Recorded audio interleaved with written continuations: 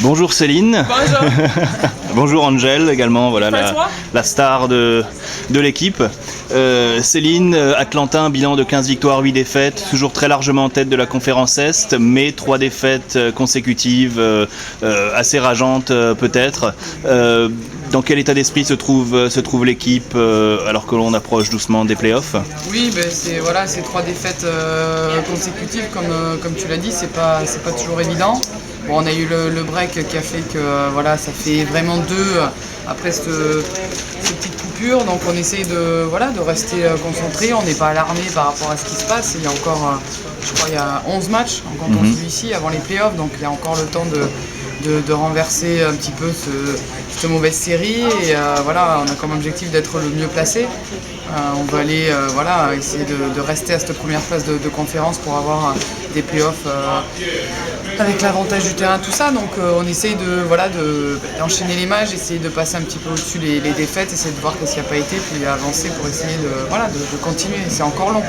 On sait donc que l'équipe a connu un coup du sort assez récemment avec belle absence de votre coach Michael Cooper, l'ancien coéquipier de Magic aux Lakers dans les années 80.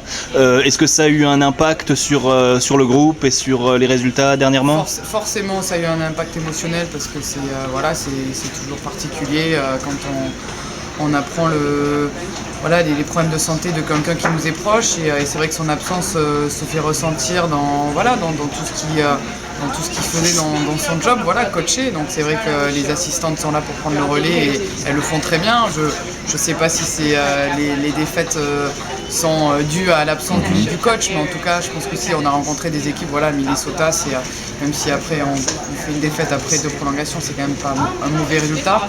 Celui d'il y a 2 jours, c'était un peu plus embêtant, mais c'est le sort, il faut faire avec, on va essayer de renverser la tendance. Et vous savez quand il reviendra au sein de l'équipe? Non, pour l'instant aucune date, d'accord. Et donc sur le plan personnel, maintenant on s'était rencontrés il y a un peu moins de 2 mois. Un temps de jeu maintenant qui est aussi aux alentours de 20 minutes, 20-25 minutes en général. Comment est-ce que tu t'es habitué au jeu WNBA?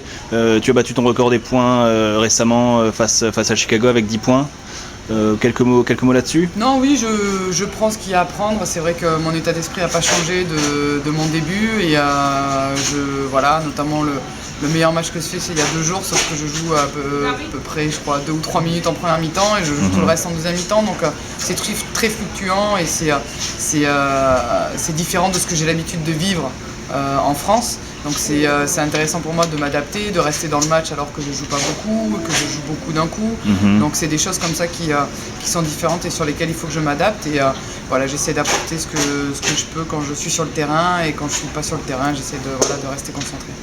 Et donc tu nous avais dit également que cette expérience en WNBA était autant une expérience humaine, découvrir un nouveau championnat qu'un projet sportif.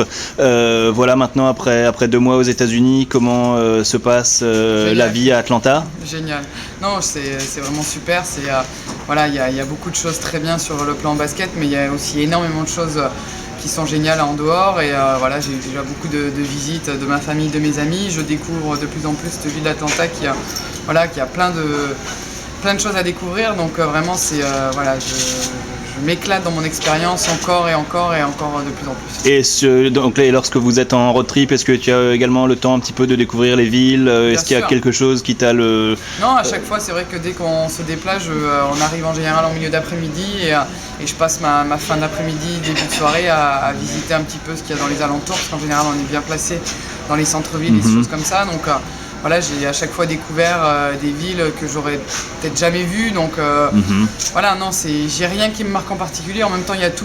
Il y a tout qui, à chaque fois que je suis quelque part, je suis toujours impressionné par puis la différence aussi quand tu vas à San Antonio, que tu vas à Indiana, c'est pas du tout le même genre de ville. Et donc c'est vraiment chouette. D'accord, et une ville en particulier qui t'a le plus émerveillé ou le plus surpris peut-être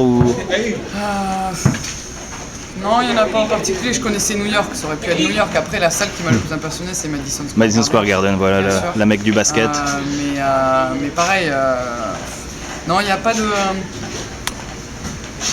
Pour l'instant, il n'y a pas de ville qui m'a le plus... D'accord, et juste un mot, donc tu viens de mentionner le Madison Square Garden. Au niveau des infrastructures par rapport à ce que tu connais en France. Voilà, c'est ce que je dis, c'est que c'est Disneyland à chaque déplacement. C'est voilà, on va dans les salles. Là, on était délocalisé, on jouait pas au Philips Arena parce que la salle était prise par Microsoft, donc on était à l'université de Georgia Tech. Voilà quoi. La salle de l'université est bien plus jolie que toutes nos salles en France réunies, quoi. Donc non, voilà, rien que pour ça, jouer courir après un ballon dans ce genre d'infrastructure, c'est plutôt agréable. D'accord, un autre monde. Un autre monde, ouais. Et là, quand on a été au Madison Square Garden, on a joué une matinée. La salle, elle était pleine. Il y avait 16 000 gamins à l'intérieur. C'était juste incroyable. Il y avait un bruit pas possible. Et voilà, on voyait tous ces gamins avec leurs t-shirts.